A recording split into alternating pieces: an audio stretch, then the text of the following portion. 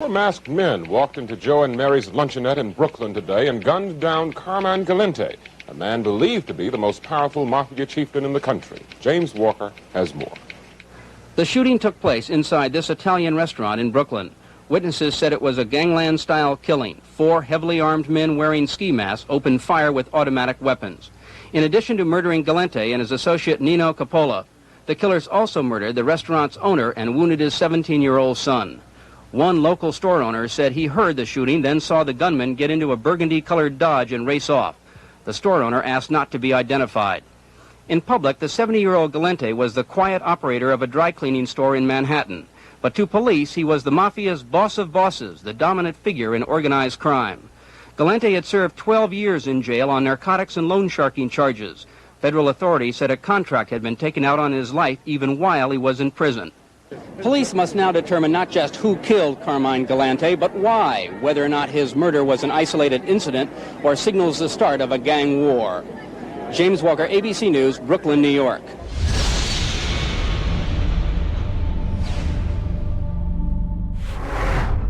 Stefano Giuseppe Cannone, also known as Stevie Beef, was born in Lower Manhattan on April 8, 1913.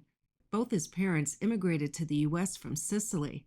Stevie was raised at 314 Mott Street and operated his entire life in the Little Italy section of Lower Manhattan. By the mid-1960s, he had moved with his wife and kids to another larger apartment at 224 Elizabeth Street, a neighborhood where many of his fellow Castellano resided. He was said to be the blood uncle of Frank and Ignazio Sonny Cannone. They were the sons of his brother, who was also thought to have been a mafioso in Manhattan before relocating up to Binghamton, New York with his family.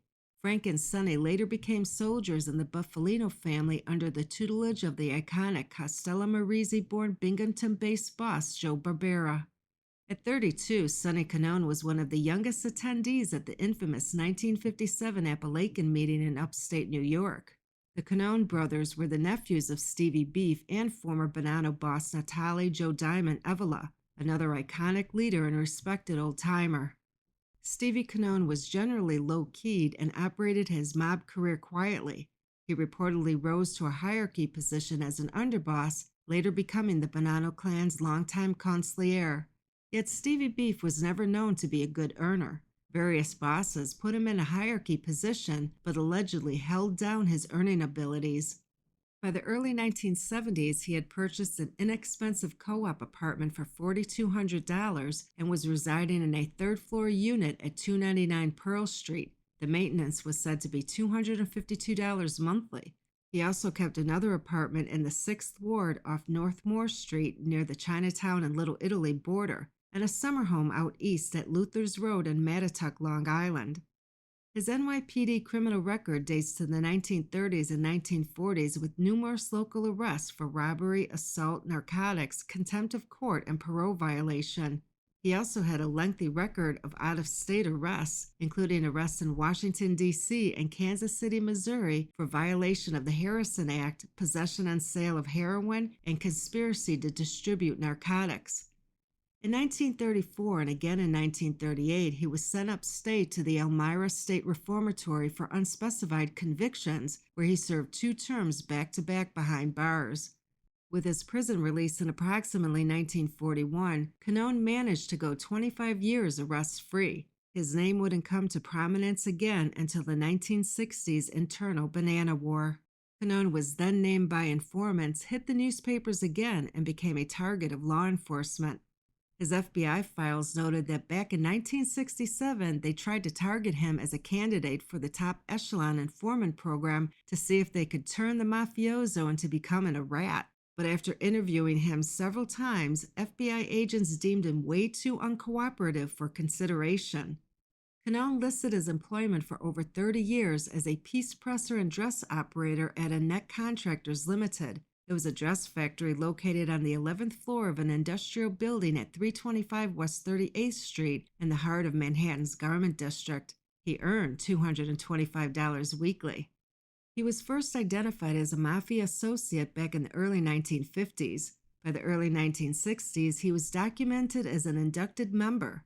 During the 1966 to 1968 period, he was allegedly serving in a capo post for Gaspare DiGregorio's administration. By the 1970s, the FBI firmly carried him as the new Bonanno Family Consigliere. Stevie was said to have first opened and operated a mob social club on Mulberry Street in the late 1950s era. He later operated out of the Sorrento Social Club along Prince Street between Mott and Elizabeth Streets near his old boyhood home. He was also known to frequent a mobbed-up bar at the corner of Peck, Slip, and South Streets along the dock area of New York Harbor in the 4th Ward. The best information available to authorities had Cannone actively engaged in bookmaking and policy numbers in the old 4th and 6th Ward districts of Lower Manhattan. He was also thought to be active behind the scenes, operating a small but steady weekly Little Italy-based alternating card and dice game at his private social club. Shylock loans with a 5% overnight interest charge were typically also offered to those losing players who wanted to stay in the game.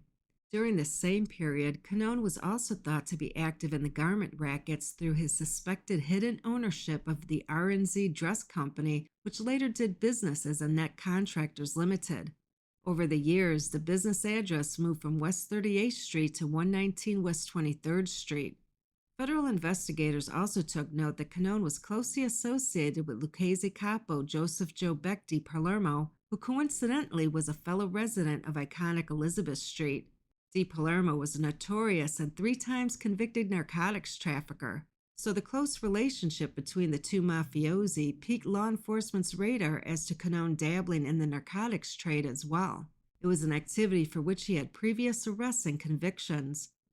Stevie Cannone lived his entire life in a neighborhood that is considered absolute ground zero for Cosa Nostra in this country, the Mulberry Street section of Manhattan's Little Italy.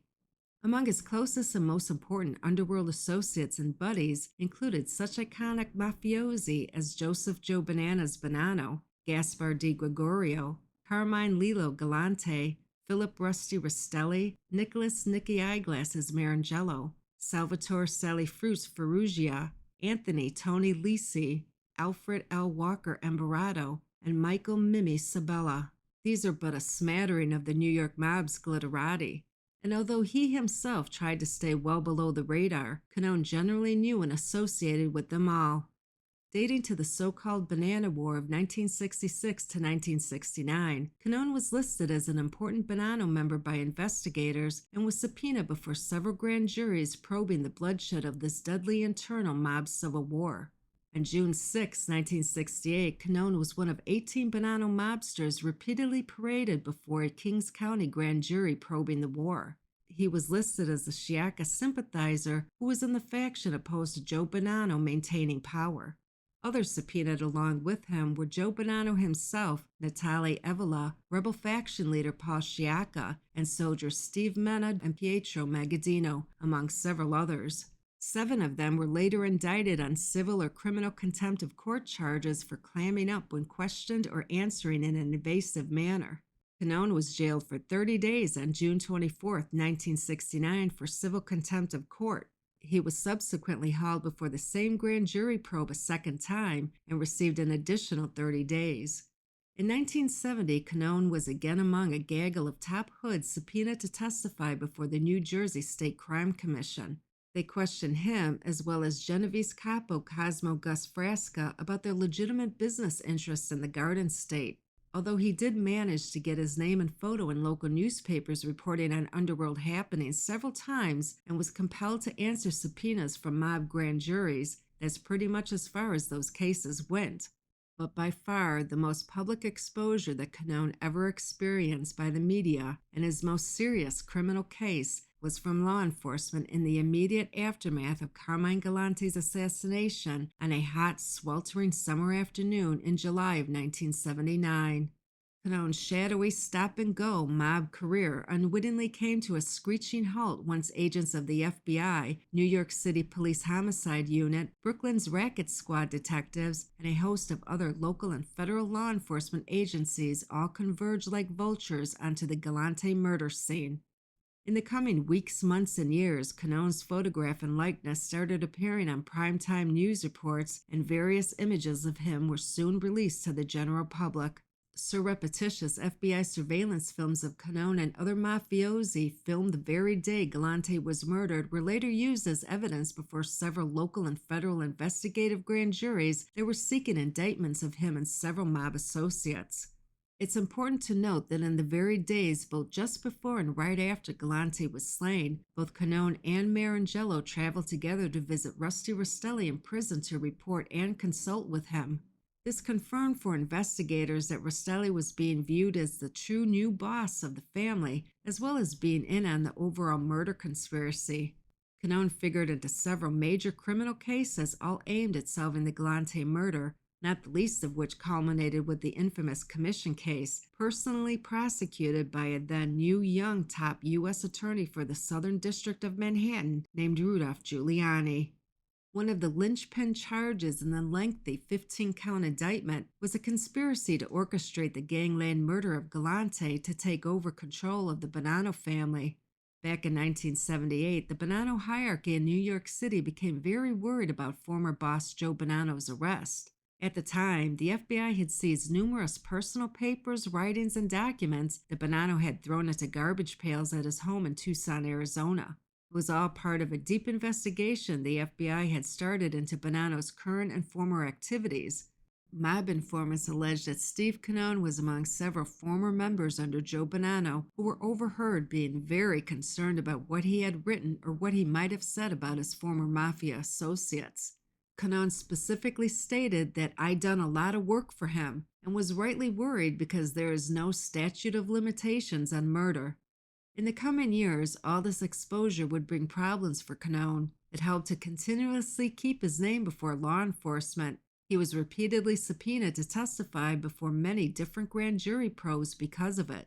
An example of this was in March of 1980 when a Manhattan grand jury indicted 8 mobsters on multiple counts of criminal contempt of court after they refused to answer questions about the alleged gangland contract murder of Galante. Each contempt count was punishable by up to 4 years in prison. The prosecutor made sure to hit Stevie Beef with 4 counts of first-degree criminal contempt.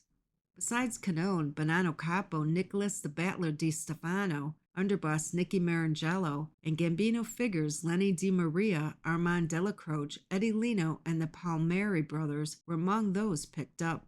But everything would finally come to a head at 8:30 a.m. sharp on the morning of June 26, 1985. That's when a team of FBI agents rang Cannone's front doorbell with a federal RICO warrant for his arrest. As a courtesy because of his ill health, instead of cuffing his hands in the back and placing him in a squad car to haul him back to the MCC in Lower Manhattan to await processing, his hands were cuffed in front. He was kept in the company of federal agents while Assistant U.S. Attorney Michael Chertoff worked out bail conditions with Cannone's defense attorney before the court. Cannone's personal physician was also present at the bail hearing. On June 28, a federal judge ruled that the very sickly Consigliere be confined to his home with an ankle monitor to track his movements 24/7. After relinquishing his passport, he was kept free on a $500,000 bail package secured by property. He, as well as Gambino underboss Neil Dellacroce, who was also deathly ill with cancer, would each later plead not guilty through their respective attorneys. Cannone had several well-documented and life-threatening medical conditions such as a recent triple heart bypass surgery and a ruptured aorta. These were serious issues to be considered by any judge. The 15-count all-star lineup of the RICO indictment included 4 LCN bosses, 1 acting boss, 2 underbosses, 1 consigliere, and 1 soldier. This case was referred to as the commission case. As the Bonanno consigliere, Cannone was charged with having participated in all Bonanno family decisions and many activities of the commission.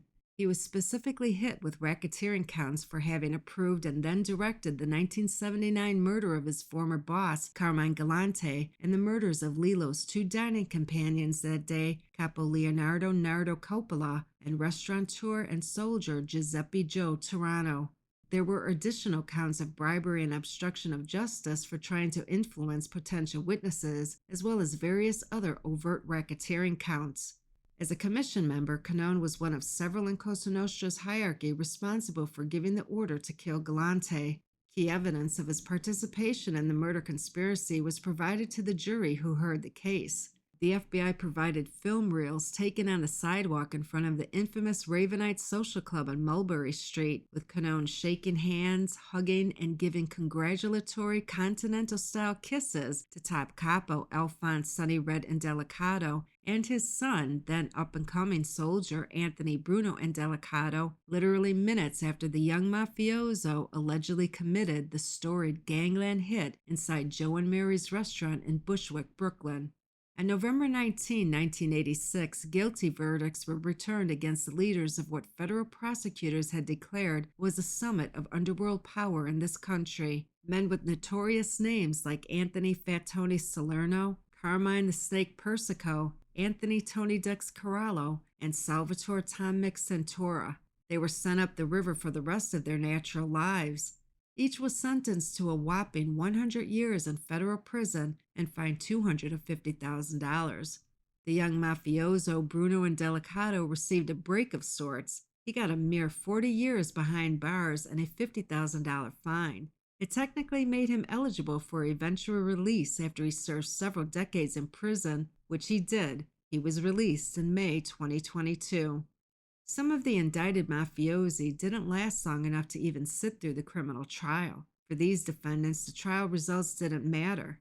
A good example is Gambino boss Paul Castellano, who would be slaughtered in a fabled hit on the streets of Manhattan only months later in December of 1985. A second key defendant was Castellano's longtime underboss Neil Dellacroce, who died of cancer only several weeks before that. Bonanno boss Philip Rusty Rastelli was another defendant severed from the case early on because of serious life-threatening health issues. Our man, the venerable Steve Cannone, would never make the trial date either. He succumbed to the Grim Reaper quietly at home, dying of natural causes from a faulty ticker on September 11, 1985. The shadowy Stefano Stevie Beef Cannone was 72 years old. We hope you enjoyed this episode of Mob Fireside Chat. Until next time.